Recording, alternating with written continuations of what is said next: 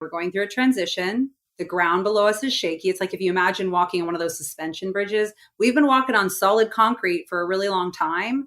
And so we can handle the winds and the stuff. But now we're walking on a suspension bridge. And so anything that gets chucked at it is making it really shaky. And when the body feels shaky, it tries to survive. It battens down the hatches and it holds on to the things that it needs to survive. And fat's going to be one of those things. And so it is that survival mechanism. So I think the best thing I always say, like when we're going through this, have a little self-compassion. It's not forever. It is a transition. And I think first and foremost, we always, like when things are shaky, we always want to come back down to the foundations. Hello, welcome back to the show. So many of us are confused around the differences between perimenopause, menopause, and how our bodies change over time. I wanted to have my dear friend Bria Gadd on the show to chat with you all about the differences and educate us on how to manage our perimenopause and menopause and really thrive in that space. Education truly is such a key piece to this so that you can understand what signals your body is telling you and how to adjust.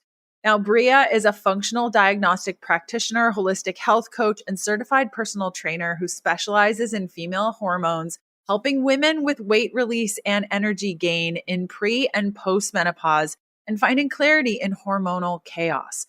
Her podcast, The Period Whisperer, is top 2% of all wellness podcasts in the world with an Instagram following of over 17,000. And Bria has been featured in Fox News, Women's Health, and top women's publications such as the Midlife Makeover Show, to name a few.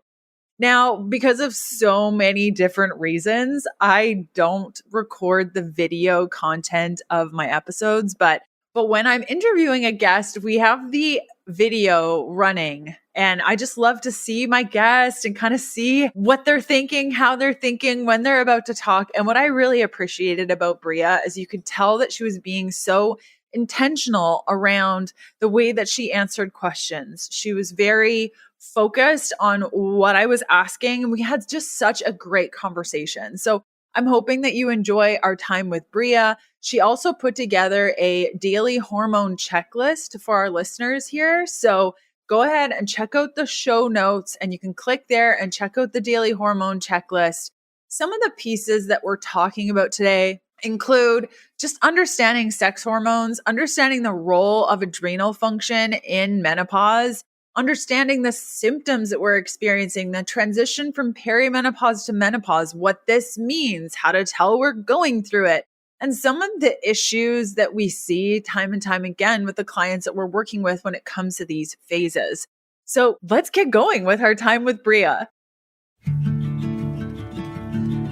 Hey, my name is Leanne, and I'm fascinated with helping women navigate how to eat, move, and care for their bodies. This has taken me on a journey from vegan, keto, high protein to everything in between.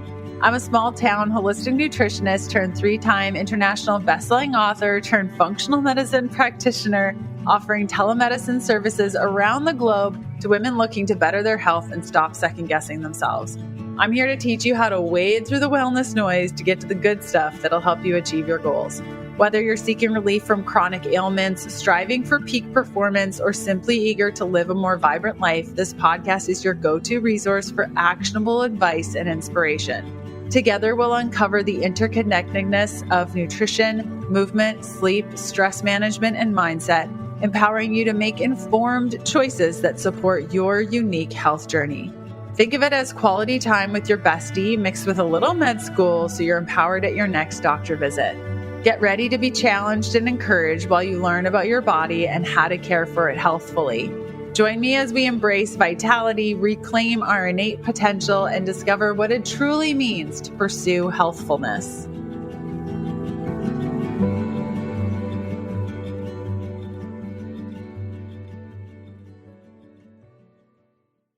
Bria, what's up? Hey, Leanne. I'm great. I'm so excited to be here. Always love my time with you. So thanks for having me. Yes, of course. We were chatting before I pressed record, and I meant to check the bathroom mirror before I put my video on, and I had like chocolate all over my face. So thanks for just being so awesome about that. Fine chocolate melted on my body many, many times. I really like chocolate. Like I think of any food that I could possibly eat, I would say chocolate's my favorite. Do you have like a favorite food that you just could not live without? I mean, I honestly, I hate to be super boring and join you in that, but like my whole life, I have loved chocolate and I still love it I'm getting picky about my chocolate. Like it can't be yucky chocolate. Like I'm picky about but gosh, I could eat. And these days I would say like now that they combine chocolate with like nut butters and like salt, I mean, I can eat mass amounts of it for sure. So I'm a huge chocolate fan. There's no doubt about it. So I've gotten into like where the beans are grown and like I've gotten like a little bit crazy about chocolate. There's actually a special chocolate shop about an hour and a half from my house.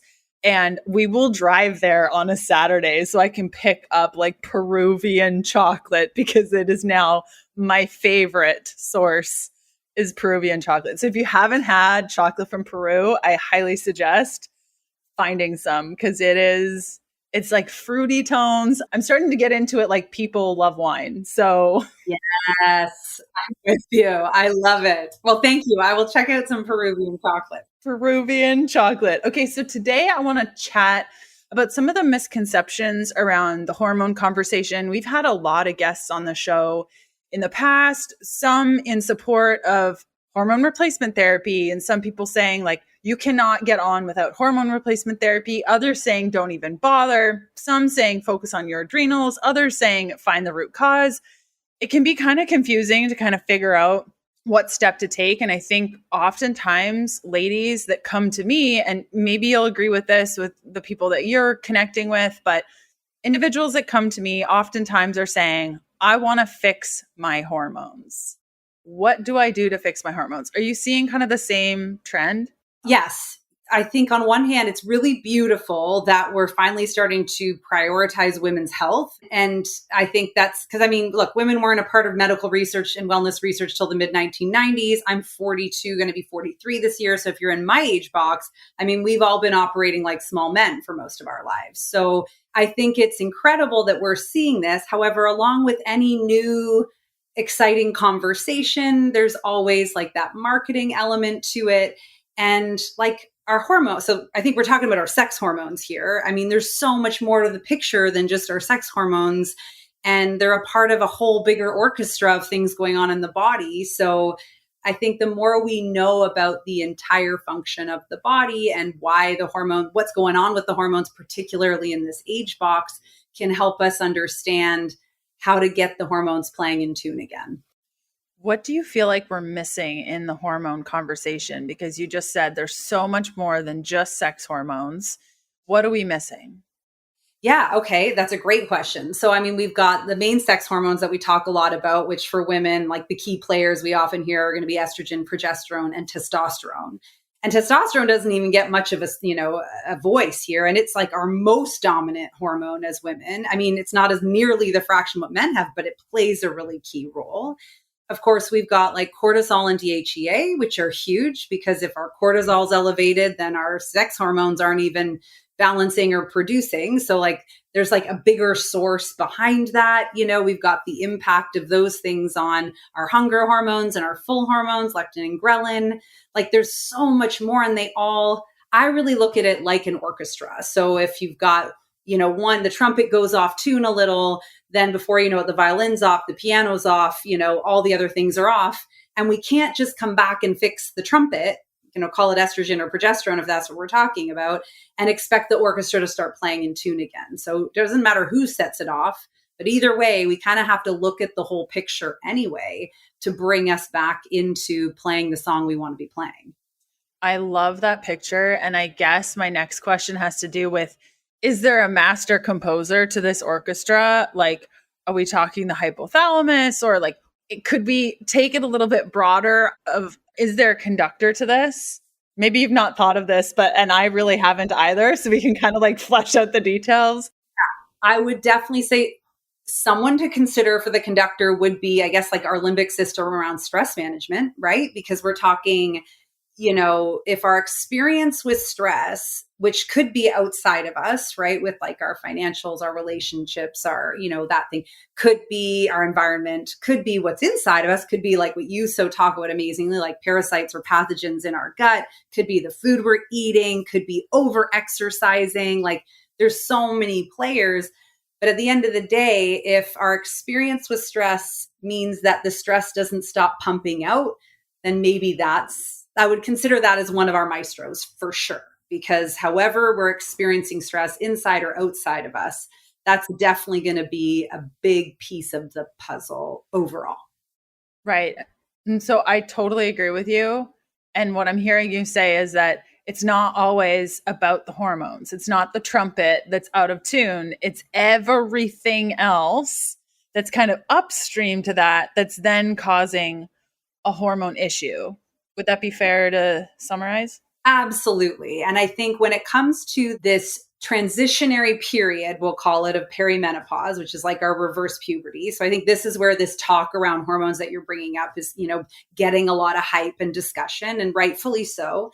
But it's really just a transition, right? It's like in puberty, we go from not having a lot of these hormones to like who's handling the hormones. And now we have enough to be reproductively capable when we're talking about our sex hormones. And then in perimenopause, like we've got the amount of these hormones changing, but even more so, I think, who's handling the hormones and what's the rest of the body doing and the state of that body at the time of this transition. Because like any transition, whether you're, and you know this well, like moving homes or moving careers or changing relationships, transition adds a workload to the body, and it's going to highlight the things that are maybe not so stable during that transition. Yes. Absolutely. I can give you 2 thumbs up on that for sure. For sure. And okay, so you just said a couple of things that if listeners are new to the show, they might not have had this kind of in-depth conversation. So I want to start off with, you just shared like perimenopause, menopause. What are these things? Because I think that there's a lot of misconception around when these things are happening, what they are, how to know it's happening. Can you just kind of go through more of those details for those that don't know? Because most of us don't. Yeah. And the stats are 50% of women don't know the difference between peri and meno. And I was one of them. So let's not, and nobody needs to feel badly about it. Like it's the lack of education. So menopause is a very diagnosable state of the body. It basically is diagnosed by the amount of our hormone, our main sex hormones being so low, we are no longer reproductively capable, and we go an entire year without having a period. That's menopause. And after that, you're postmenopause. Pretty much everything leading up to that from around the age of 35, just like how puberty has this like, okay, puberty starts around the age of 11 or so, we'll call it, give or take, right? Perimenopause, the reverse puberty, starts around the age, we'll call it 35 for all women. And it's just not diagnosable because it's really going to depend a lot on, like, we don't know where your hormones were at the very beginning of it. If you're still having a period sometimes and not, for women who maybe are on birth control and can't tell if they're bleeding, like there's a lot of pieces to the puzzle. But ultimately, I think if you're over 35 and you haven't achieved that menopausal diagnosable marker, you're in it. You're in the transition. The body's moving, if that helps. It totally does. But hold on right now. You just said if you're on birth control, can't tell if you're bleeding, but I bleed on birth control. Not saying I take birth control, but the individual listening is like, well, no, I bleed on birth control. What do you even mean by this? Love that you said this.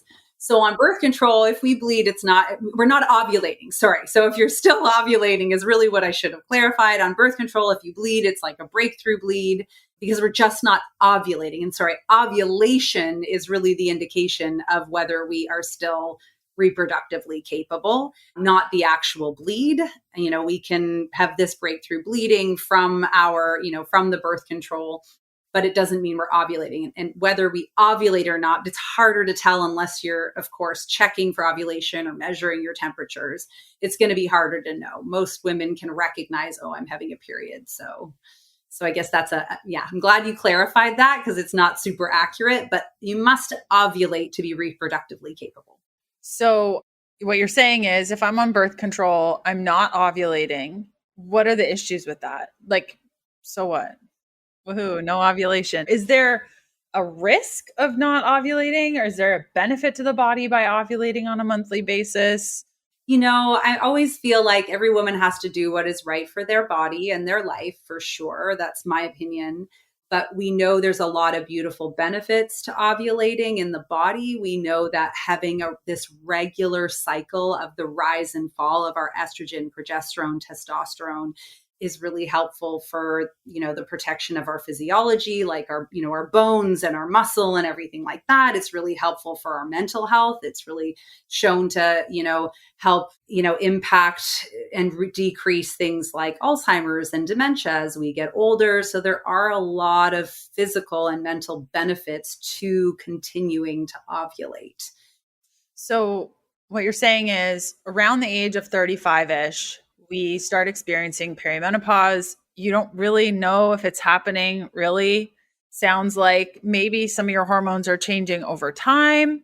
Are we going to start to notice some of these hormones changing over time? And what are some of the common things that are happening during this perimenopause phase where we haven't experienced menopause yet? We still have higher than menopause numbers, but things are transitioning. What's kind of happening during that time? Yeah. So I think what we experience in our body can be anything from changes in our cycle, right? So, and these, I think what's so important, I think what I will call normal is to start to see periods come a bit closer together even, and then start to skip periods. And so there is some normalcy to this irregularity in the period as you get older. What I think is messages from our body and what we should be paying attention to and reaching out to, your healthcare practitioner or practitioner for help is always if we're having any major changes, like any discomfort, like major symptoms of PMS, anxiety, depression, mood issues, major cramps, major bloating, really heavy periods. Any major changes in our period in the flow, in the amount, in the color is always worth getting checked out. And, because these are messages from our body of what's going on. What some of the more common, I would say, symptoms are that we start to have closer to menopause are going to be because estrogen gets a little bit dysregulated. So we start to see more temperature issues in the body. So that's where we might start to see some hot flashes, start to see some, night sweats might come up for people. But I would say, Leanne, what I think is really important, because when we're getting closer to menopause, what we know is the amount of these hormones are decreasing, right? What we want is to be able to keep the balance in these hormones as best as we can. And what makes it more challenging is in these earlier years, we'll call it. So let's say 35 to 45, 48, where we'll call it this earlier years of perimenopause transition. I think what's more important to recognize is that whose job of the hormones in the body in this transition is changing. So we're going from the ovaries managing it to our adrenals managing it. And the adrenals are already handling a lot. So the state of those adrenals at the time of this transition is really going to help us start to highlight other symptoms in our body. And this is where I think we can start to think, I need to balance my hormones. I need to balance my hormones when the hormones might be able to balance. They might not. We don't really know, but there's often way more to the picture. What's overloading the adrenals? What's causing more stress in the body, in the gut, in the mucosal barrier, in the liver, in the entire orchestra? What's causing all the challenge? And I always say, like, perimenopause happens for us and not to us. I think it kind of comes along to really highlight the things that are not going well for us or the things that are not working for us in life. So we deal with them now and not later when the dysfunction settles down further and settles into disease or something worse that we don't want. My hair would not grow. No matter what I did, it just wouldn't grow. It was thinning, breaking. Then the broken hairs were causing a lot of frizz, and I was responding by taking collagen to make it better. And the collagen literally did nothing. No rapid hair growth, no epic nail health, no skin changes, no joint changes. Now, you see, what I didn't know is that the majority of collagen in the market today is derived from the entire carcass of the animal. Example, cow, pig, marine. And these materials are usually more than 90% protein and labeled as collagen peptides or hydrolyzed collagen or collagen hydrolysate, collagen type 1 or type 2 or gelatin, which is also a form of hydrolyzed collagen. It's a protein supplement and an incomplete one at that. Because of its structure, it's not going to epically make a difference to our hair, joint, or skin health. About a year ago, I decided to try BioCell collagen as a last-ditch effort to figure out if my hair could be fixed. BioCell collagen is a collagen matrix made up of hydrolyzed collagen, hyaluronic acid, and chondroitin sulfate, not a blend of individual ingredients. So it's free of allergens, hormones, and antibiotics, but rather extracted from pure dietary chicken sternal cartilage. Okay, so the collagen, the hyaluronic acid, and the chondroitin sulfate is all extracted from the sternal cartilage. 2 months into starting BioCell, y'all started messaging me on Instagram saying, "What are you doing with your hair? It looks crazy good." And that was over 12 months ago. My hair has been growing. Okay, get this. 1.5 to 2 inches per month for a year. My hair is getting caught in my pants. It's so long. It's thick. And all of those wispy, broken hairs at the side of my forehead and down below at the nape of my neck are now at shoulder length. There's new growth. I have a healthier scalp. There's no more flakes or psoriasis. It's a night and day difference. Since sharing the struggles that I've had with my lack of confidence around my hair, many ladies have shared that they too struggle with a myriad of hair health issues too. So I wanted to share what worked for me. If you go to mygrowinghair.com, I've outlined all the details, what I used, for how much and when. If you're taking a collagen supplement and you're not really sure if it's made a huge difference in your life, if you're losing hair, struggling with hair growth, breaking hair, you need to go to mygrowinghair.com for all the details. Again, that's mygrowinghair.com. I couldn't agree with you more. I always find it fun every couple of months, some of my approaches to how I onboard clients, or, how I'm just thinking about the body and the process and the order of operations with individuals is constantly changing as I see how people respond to protocols and what's going on. And I would say over the last 6 months, I've definitely shifted to saying, no, we'll test the hormones later. We'll figure all that out later. I want to understand root causes, to generally recommending that most of my clients, as we're onboarding, I'm not going to say all, but like a good majority, like over 50%, we're doing adrenal testing either via saliva or urine. I don't really care about the hormone side of things, like the sex hormone side of things yet. But if we have like an HPA dysfunction situation, either triggered by, like you were talking about, emotions like anger, fear, worry, anxiety, trauma, depression, guilt, those sorts of things, overwork, down all the way through EMFs and radiation and toxic exposure, I want to kind of like band-aid up the adrenals as best as we can as we work through root cause protocols, even though we understand that some of the reasons why the adrenals are not working correctly are some things that we need to detox, or trauma that we need to work through, or mold that we need to get out of the body, or chemicals that we need to address. But I found that just kind of like supporting the adrenals as much as we can and understanding that pattern, like, are we creating too much cortisol? Are we creating not enough cortisol? And the time of the day. Exactly. How are we metabolizing that cortisol? Like, how much is left over? And is the thyroid involved? Like, just gives us such a good picture. And I think especially for women in that transitionary period, understanding what's happening with the adrenals and like kind of holding them as much as we can while we go through other things has been really good, really, really good. And it's changed over time. What are your thoughts on adrenal testing? Do you feel like there's a place for it? Thoughts on that? Yeah, absolutely. I like to test absolutely HPA axis dysfunction. I think like being able to see there, I work primarily with women in the perimenopause years and menopause years. So I will do the saliva testing on the cortisol, the HPA axis dysfunction, as well as the hormones at the same time to understand like what's really correlating with the symptoms there. But at the end of the day, like if our cortisol is out of whack, it kind of doesn't matter how many hormones you take. Like if the cortisol's out of whack, we have to fix that piece. And, if the liver's backed up because we're not metabolizing it, then it's not going to be metabolizing the other hormones either. So if we just add more hormones, then we're probably just going to cause more trouble than we need. So I think like always looking at that kind of whole picture of everything of like, where has the loss of function happened? Because, we haven't been testing our hormones our whole lives. So we don't even know our baseline level of what they are. And what matters is more, I think, the function of these hormones. So the function of that HPA axis that you're talking about, so that we know, like, is that curve where we want it to be? Are we having the lowest amount of cortisol at night, the highest amount in the morning? Like, how are we feeling through the day? Like, are we getting the right dips when we're supposed to have them?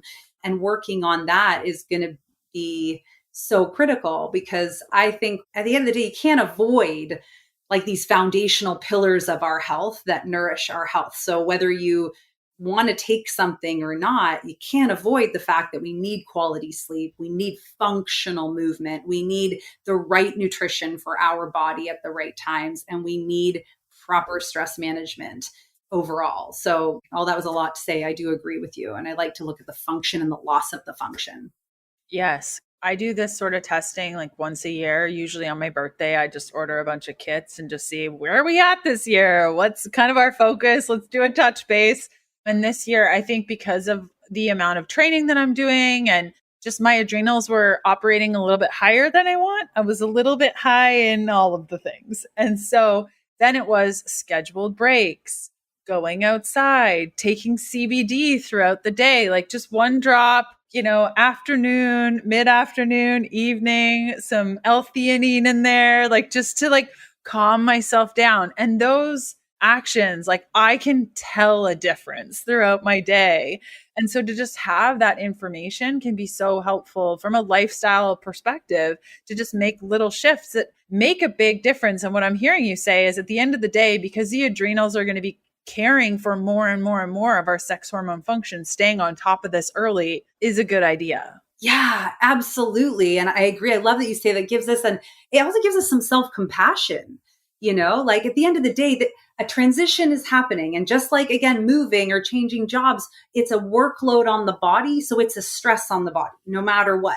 And so we need to unload in other areas. And it is hard for us to make changes. Whereas sometimes when we see this data, and I think this is what's so powerful about testing, is that it's like right in your face. You're like, oh, man, that's me. Like that's actually, so it's super motivating, I find, and really accountable. Like, cause you're like, oh, well, I guess that is what it is. And that's why I'm feeling how I'm feeling. And I have to do something about it or it won't change. It'll get worse.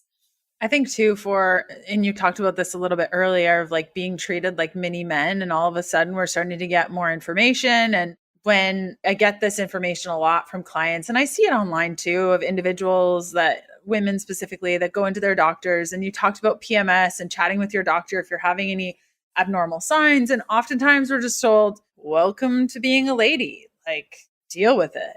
So to sit down with a practitioner and go through labs and be told like, here's what the labs are saying, here's what you're feeling, this matches up perfectly. Like, and here's what we do is just such a healing experience on its own, because there's so much trauma mixed up into all of that. And I'm not saying that all doctors are like this, but a good chunk of individuals who I work with have had those experiences in the past. Do you have any tips, like when you're talking about the PMS and the pain and just the things that maybe we should chat with the PCP about, how to approach that in a way that is empowering, and we're going into that office knowing that if they tell us to take a hike, that we're like, okay, I'll just find somebody else, or any tips that you have for the individual that's like, oh, I don't want to talk to my doctor about these things. No, I totally get it. And I think like you and I work at a subclinical level. So our goal is to, we recognize if you're feeling something, you're feeling it.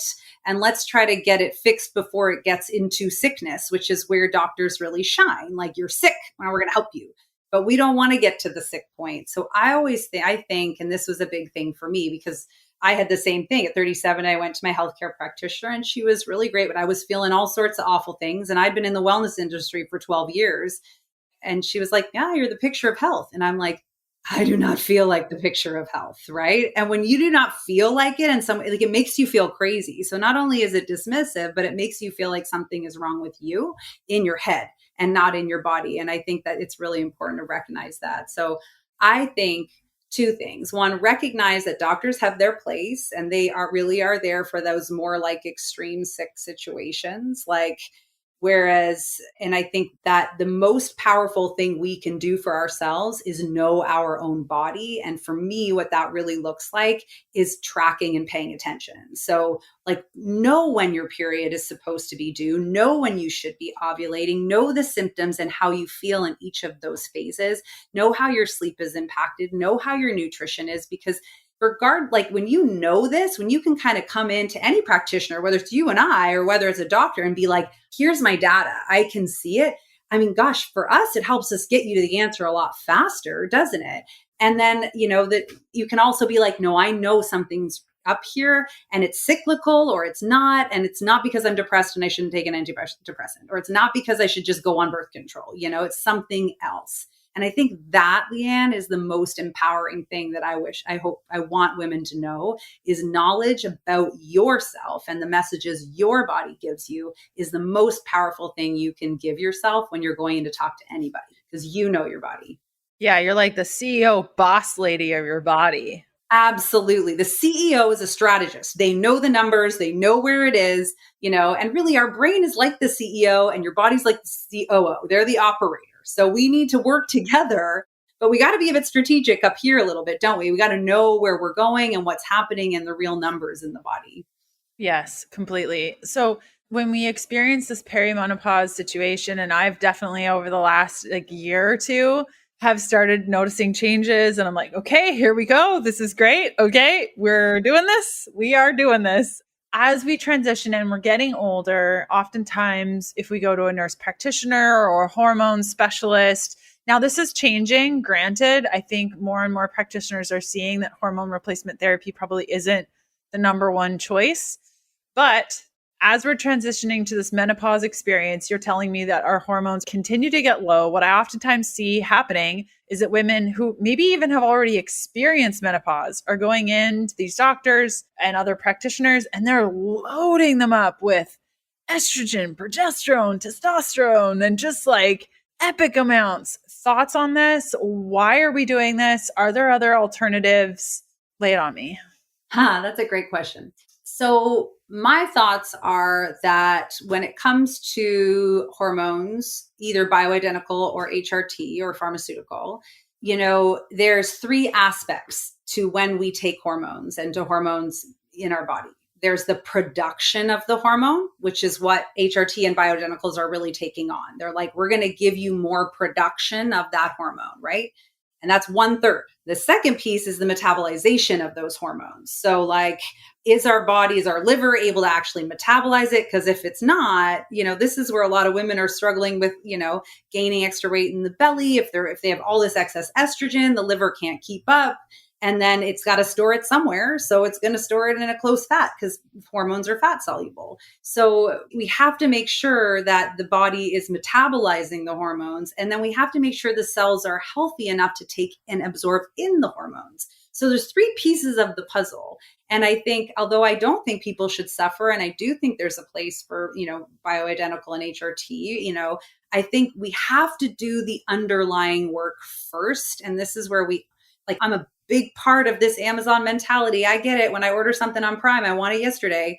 However, it doesn't change the fact that the body takes time to heal, and we need to do that underlying work. It always reminds me of like the Three Little Pigs, right? If you're going to build your house out of straw, a wolf can huff and puff and blow it down pretty quickly. Same with sticks. You want to build the foundation, and you cannot avoid, again, those main health pillars of your body, so that at least we have a solid foundation. And if we do this work in making sure we've done everything we can for our sleep, making sure we've done everything I can for quality nutrition, same with like functional movement, even before we build fitness movement, and stress management. If we've done that work and we're still in need to take these things, then at least we know there's a good shot of them working for us, and we're not going to keep suffering. Because I think that's one of the biggest problems, is that not only do we not know what part of the puzzle is the issue, or if all three are the issue, but we don't know, like, if we take it and we have another issue and it doesn't work, then we're left back in this place as women thinking, it's just me, I'm a mess, it's my fault, and we feel really lost and frustrated. Right. So you're saying there's the production of the hormone, which is what we are replacing with. So we're taking the estrogen cream or putting the testosterone pellet in our skin. That would be the production. Then there's the metabolizing of it, which would be how the body processes the estrogen, what pathway it goes down, how your methylation is, all of those pieces to metabolizing the hormone. And then there's absorbing. Can you talk a little bit more about the absorption piece? Like, what's at work here? How do we support? Is it because we're focusing on the sleep and the functional movement and the nutrition and the stress that we absorb better? Or is it something else? Or what's at play when it comes to the absorption part? Yeah, it's a great question. I mean, I think there's a few places, but I always think about oxidative stress levels at that point. Like if our oxidative stress levels in the body are high because we're exposed to mold or pathogens, because we're exposed to, we're over exercising, because we're eating, we have food sensitivities we're not aware of, because we're smoking, right? There's a lot of reasons that we're environmental pollution, that our oxidative stress levels are high, or we're just not managing stress properly. We need to spend time to get back into that place of calm. Then the body, we start to see DNA cell damage in the body, and we can't even absorb those hormones anyway.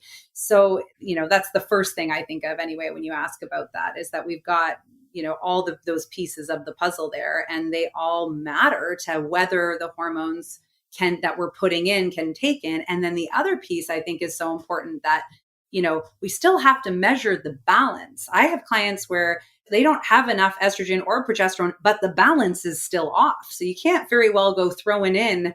If the balance is off, we're still going to suffer. We're still going to have issues. So we need to restore the balance by allowing the body, by healing the other pieces of why the body's out of balance before we start adding more to the scale. Right. Okay. So from an oxidative stress perspective, it's really about addressing diet. Like if you're eating a standard American diet and also taking hormone replacement therapy and it's not working, there might be an absorption problem. There's probably also a metabolizing problem because all of that is probably out of whack. Environmental toxins probably play a role in that. Water quality is then going to play a role. Radiation exposure is probably going to play a role with oxidation. And then also too, I would think alcohol. We should probably talk about alcohol because this is a common thing. And when my husband and I moved onto our boat in 2017, we started drinking heavily because everyone drinks on boats. That's what you do. You just drink. And I was drunk every night for a year.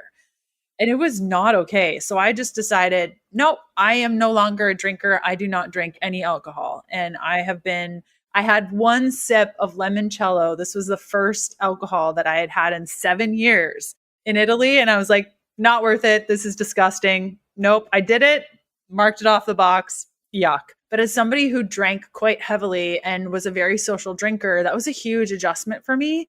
Can we talk about alcohol as it relates maybe to the oxidative stress or just hormones overall, adrenals? Like if we're taking hormone replacement therapy or we care about all of these things, but we're still drinking, maybe it's one drink on the weekend all the way up to what I was doing. Thoughts on alcohol? Yeah, I do drink. So, here and there, but I like to look at alcohol as like, okay, it really needs to be the icing of the cake on the joy of my life, right? So it's like it shouldn't be the joy, it shouldn't be my source of joy, and I should never drink or eat anything. This is sort of the only food and nutrition rule I keep, is like I don't do it for any other reason other than fuel. So I should not be doing something from a place of like I need this to make myself feel better in an emotional way.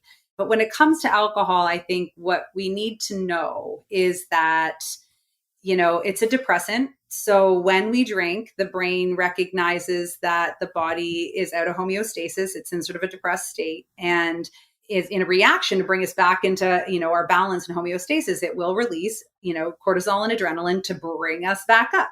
So now we already know we're having elevated cortisol at that point. It's going to add more work on our liver. It means that DHEA isn't there. So now not only is the body breaking down at the time that the cortisol is there, but now our production of our main sex hormones are being impaired while we drink. And it takes about 5 days for alcohol to be metabolized out of our system. So even if you're just drinking on the weekends, then you're barely getting through it and you're running back into it. So if you're really in a place where your hormones are out of whack, taking an elongated break in the name of healing, I think is one of the most effective things you can do. I totally agree. Watching my mom experience Parkinson's and digging deep into the research on like neurodegenerative diseases has motivated me enough. Like I'm a very much, if I understand what's happening, it will motivate me to make different choices. And we touched on that a little bit, is like, once you have the knowledge, and I think there's some issues, right? It's like, if I find out about it, then my life is going to change. And I'm not sure I want my life to change, but I'm struggling. And so there's that we need to go over too, of just at some point, something's got to change or you're going to be stuck where you are. Yeah, one of my favorite things to do, Leanne, is really look at my year and think like, what are our main priorities in life? Our health, our career, and our relationships, right? Like these are kind of their big things. And we can't always prioritize everything all the time. I get that. Someone's got to take a lead. But if you take a look at your year and you break it up into, 4 3-month blocks or 3 4-month blocks, whatever you want, if you just pick one of those blocks to really prioritize each of your main priorities, like, so for me, it's like January, February, March, I'm just going all in on my health during that time whatever my health needs. Does it need a healing period? So I'm pulling out all the things, I'm really focusing on like the right movement for what I'm trying to do to heal, and then the right movement for my goals. Then you reach the end of that 3 or 4 month block, and now you've created habits. And it's okay if that scale slides a little. Plus, you have this perspective around, like you tasted the limoncello and you're like, nah, I don't need it. Now we have a little bit of bandwidth to say like, oh, no, I don't want this. And sometimes you might be like, oh, well, that's okay once in a while for me. So it just gives us that space. And I find it to be such a powerful way to move the needle in your health when you just take a chunk. It doesn't have to be a forever, it doesn't have to be all year long, but like 3 or 4 months is going to make a big impact. What I'm hearing you say is like habit forming shifts, and really not looking at the ginormous Everest that's in front of you, but just looking at the next peak, like what's happening with the next peak. I do that with my workouts all the time. Like I'm at the gym for 2 solid hours. And when I'm doing my first movement, I'm thinking of how long it is until I get to my last movement, I won't make it. I won't make it. One step at a time, for sure. One foot in front of the other. Okay, so earlier we were talking about the symptoms of perimenopause and menopause. There was a stat that you shared with me. 73% of women are suffering with symptoms of perimenopause and not getting the help that they need. Any advice when it comes to getting help? Yes, I think that one, you should know, and here's your permission, that symptoms are not normal. They're messages that something isn't right. And that includes weight. I think weight we fall on a lot, where it's like people want to lose weight. Like excess weight is really like kind of the canary in the coal mine. It's the last piece of the puzzle that comes in. Like it's telling you there's other things that aren't working for you before we even gain that weight. Likewise, to lose that weight. But I think to get support, I think ask for help. I have, got to a stage in my life where I always hire someone or join a course or do something when it's time to prioritize that piece, because I'm not an expert in all the areas of my life. Like if I want to learn how to be a better parent, I'm going to read a parenting book or hire go to a psychologist or get some support.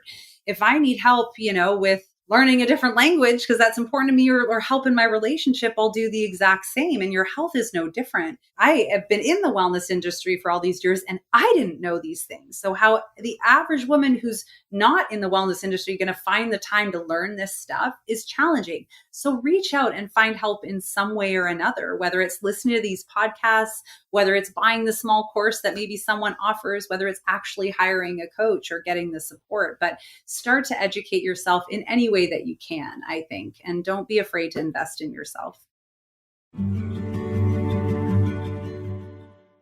Convenient food generally equals trash ingredients, and the health food bars today contain just as much sugar as a candy bar. If they're labeled as high protein, the source is generally low quality whey, and they lack nutritional support of any kind.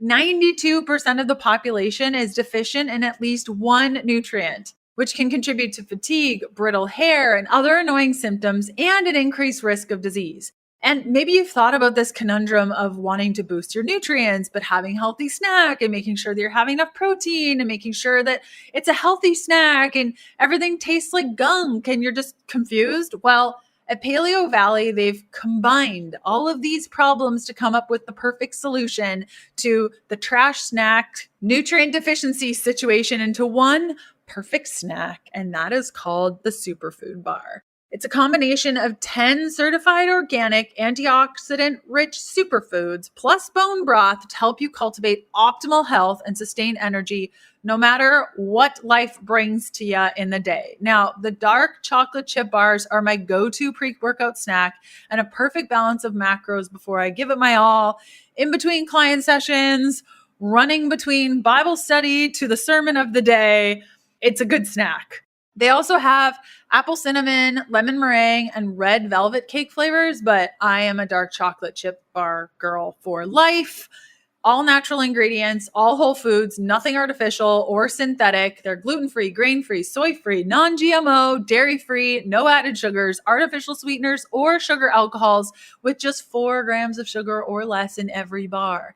Head on over to paleovalley.com/Leanne for 15% off your order and use the code Leanne for 15% off. Again, that's paleovalley.com/Leanne and use the code Leanne for 15% off. Happy snacking. Yeah, I think the learning is so key. I was preparing a snack for myself that contained chocolate, which is why it was on my face. And I was just thinking, like, over the last decade, how many shifts and changes I've made to my own personal health journey and habits that have formed and then gone away because they don't serve me anymore. And just like how different my life looks like from a decade ago of things that were really hard for me initially, but now things that I do without even thinking, like preparing a whole bunch of food on a Sunday. I don't even think about it. It's just I make a bunch of food and then I just eat it throughout the week. And it's just become such an easy thing that I don't even think about. And so I think that education piece too is really helpful. Now, of course, people like us who are doing this all day long, like I have a stack of books on my desk waiting for me to read on peptides. I really want to get into learning about peptides. I am now obsessed with this topic, not as much as chocolate, but kind of up there. And so it's good for us because that's kind of like we're in the space all the time. But for the individual, like you're saying, is instead of thinking of like all these things that you have to do, it sounds like just one thing, like focus on one thing. Like maybe it's from this conversation, these ladies are talking about adrenals. I really want to understand my adrenals more, what they do, their role, how to support them, and just spending some time either buying a program or there's so much free information on the internet. The problem with that though is that sometimes the free information is not great and totally incorrect. And so I think a lot of the points that you touched on are a real encouragement. You did talk a little bit about the weight gain piece. Oftentimes ladies who have experienced or close to the menopause space as their hormones are dropping, their weight is increasing, thoughts on the things that we need to be thinking of doing to like release that weight, just balance things out when it comes to weight. Do our efforts need to change or what's happening there that this is happening and how do we not get so frustrated over it? Yeah, for sure. I understand that. I think having some self-compassion, that's why I like to look at it as like, okay, we're going through a transition. The ground below us is shaky. It's like if you imagine walking on one of those suspension bridges, we've been walking on solid concrete for a really long time. And so we can handle the winds and the stuff. But now we're walking on a suspension bridge. And so anything that gets chucked at it is making it really shaky. And when the body feels shaky, it tries to survive. It battens down the hatches and it holds on to the things that it needs to survive. And fat's going to be one of those things. And so it is that survival mechanism. So I think when the best thing I always say, like when we're going through this, have a little self-compassion. It's not forever. It is a transition. And I think first and foremost, we always like when things are shaky, we always want to come back down to the foundations. How, like, can I consistently, go to bed, wake up and eat at those similar times? It doesn't matter what expert you talk to. They're all going to talk to you about the value of sleep. It doesn't matter what expert you talk to. Nobody's like, we need to eat a certain amount during this time. Like most of us aren't eating enough, but let's eat really consistently. So like eat your breakfast, eat your lunch, eat your dinner, eat your snack if you need to. Eat enough protein. Everyone's talking about that these days. You do such an incredible job of showing us how to eat more protein on your Instagram. So like eat enough to feel full and satisfied to your next meal. That's and then you don't have to think about it in between. Just eat enough. And functional movement. If you do not have the time to be out, we all know putting on muscle is a really powerful way to maintain and increase your metabolism. There's no doubt. And I love it. I'm a huge fan. But if you aren't getting 7,000 to 10,000 steps in and just functional stretching in your life, if you don't have time to, then you don't have time to do more than that. We need to, again, foundationally build the body. So lock in those foundational pieces and figure out how to manage your stress every day, like proactively, whether that's meditation, if that's your thing, whether that's, just some breath work, whether that's singing in the shower, like whatever it is for you, whether that's orgasming, find a way to release the stress and find joy in your everyday. These are the foundational pieces so you can weather the storm. Once you're feeling okay, if you're doing these locked in pieces, we can build.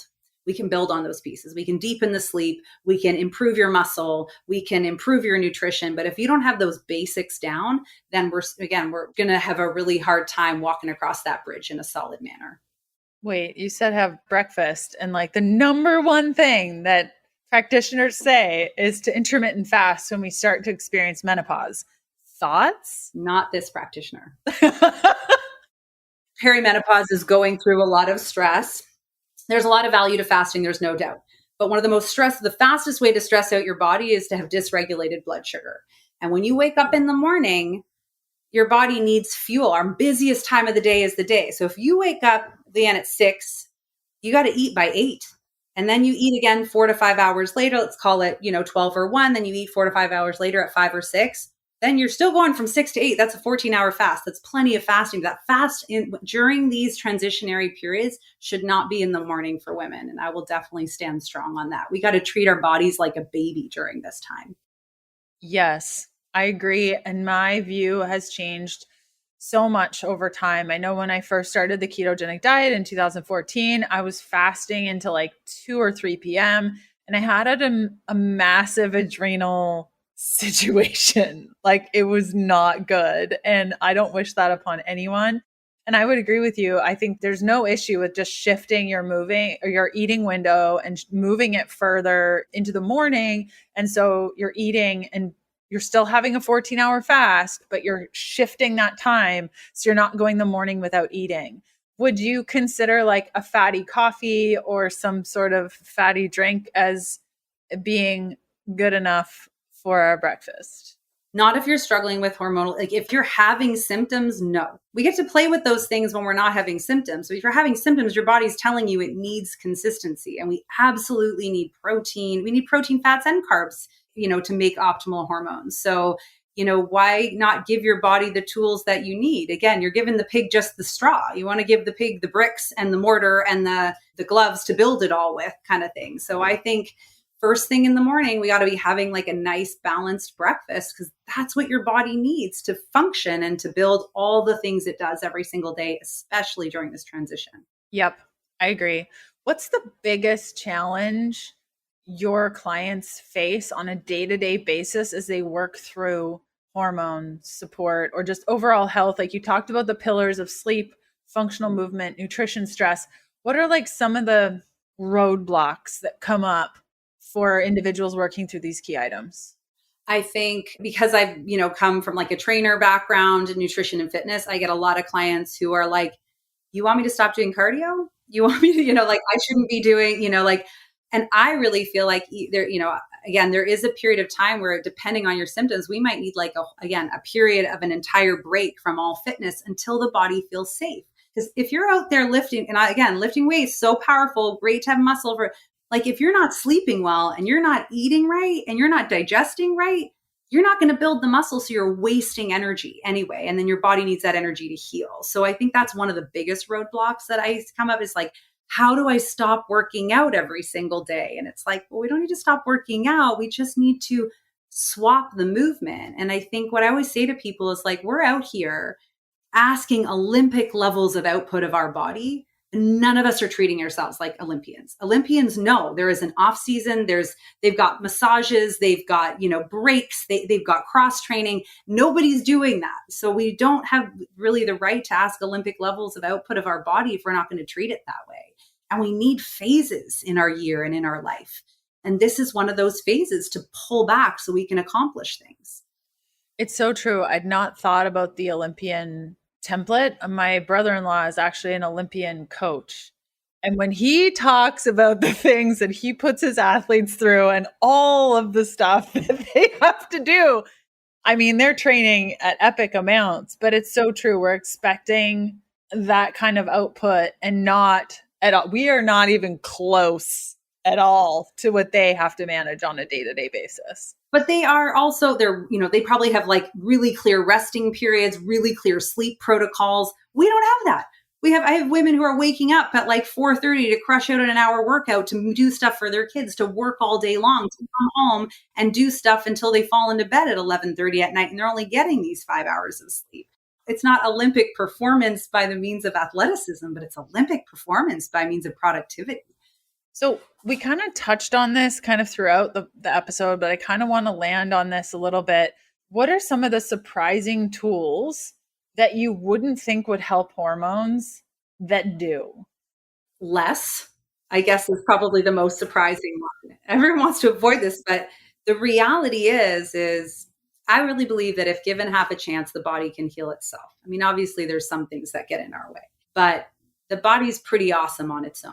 But it needs energy to do what it's going to do. And sometimes we have to give it that space by doing a little less. So again, this is where sometimes not working out and sleeping in instead, or, taking a break and eating more. Like, I think this is often what I run into. Another thing you asked, what I run into with women is like, what are the roadblocks? If you're eating 1,200 to 1,400 calories, that's not enough for what your body's trying to do right now. I'm 5'7". I work clearly a sedentary job. I'm, talking to people like this all the time. I do make sure I walk, hit those 7,000 to 10,000 steps. I hit the mat, in some way or shape or form every day. There's no way I could survive off of 1,200 to 1,400 calories. So I think, when you're asking that question, I think some of the surprising things is do less and eat more of the right things, of course. But yeah, I think that's one of the easiest things is we need to sleep more. Not easy, simplest things. We need to do less and consume more for our physically, like the food on our plate, but also our soul food. And I think that's a really important piece of the puzzle. If your soul food, that primary food, like the richness of your relationship, your connection to spirituality, your purpose, if those things are empty, it's going to be hard. We got to take the time to fill up our soul food so that the food on our plate doesn't seem like all consuming anymore. We can just eat the stuff that's good for us and move on. Bria, where can people find more from you, connect with you? I know that you've put together a hormone checklist, so I'll include that link in the show notes. Any other ways that they can connect with you and learn more? Yeah, thank you so much, Leanne. You can come check out my podcast, the Period Whisperer podcast, where this is all we talk about pretty much all day long. Anywhere you get your pods, or come hang out on Instagram at Bria_period_whisperer. I share lots of great little tips in this phase of life, specific to this phase of life there, and just come say hi. I will talk about this all day long. So thank you so much for having me. And you're so passionate about it, and the way you educate is just so wonderful. So definitely check out those. And I will include in the show notes for everyone if you're just not sure where to go to connect with Bria, I'll include all of those details there. Again, thanks for coming on the show today. Thank you so much for having me. I so appreciate you and love what you do. I hope you enjoyed our time with Bria Gadd. Again, you can find her by going on Instagram, Bria_period_whisperer, and her podcast, The Period Whisperer Podcast. If you're unsure of the links, just check out today's show notes. I'll include everything there. And super awesome announcement. If you guys remember, a couple of weeks ago, we changed up the name of the podcast from the Keto Diet Podcast over to what it is now, Healthful Pursuit Podcast. And I had offered up a $150 Amazon gift card to those who left a review for the show. Thank you to all who submitted their reviews. And thank you, a special congratulations to Valerie, who won the Amazon card. Thank you so much to each and every one of you who took time out of your crazy day to leave a review of the podcast. Supporting the show means so much to me. If ever you're unsure of the content that I share, or you have suggestions for episodes, I am all ears. The best way to connect with me is over on Instagram at Leanne Vogel. Okay, we will see you back here for another episode of the show. Bye. Thanks for listening to the Healthful Pursuit Podcast. Join us next Tuesday for another episode of the show. If you're looking for free resources, there are a couple of places you can go. The first to my blog, healthfulpursuit.com, where you're going to find loads of recipes. The second is a free parasite protocol that I've put together for you that outlines symptoms, testing, and resources to determine whether or not you have a parasite, plus a full protocol to follow to eradicate them from your life if you need to. That's available at healthfulpursuit.com/parasites. And last but certainly not least, a full list of blood work markers to ask your doctor for so that you can get a full picture of your health. You can grab that free resource by going to healthfulpursuit.com/labs. The Healthful Pursuit Podcast, including show notes and links, provides information in respect to healthy living, recipes, nutrition, and diet, and is intended for informational purposes only. The information provided is not a substitute for medical advice, diagnosis, or treatment, nor is it to be construed as such. We cannot guarantee that the information provided on the Healthful Pursuit Podcast reflects the most up-to-date medical research. Information is provided without any representation or warranties of any kind. Please consult a qualified health practitioner with any questions you may have regarding your health and nutrition program.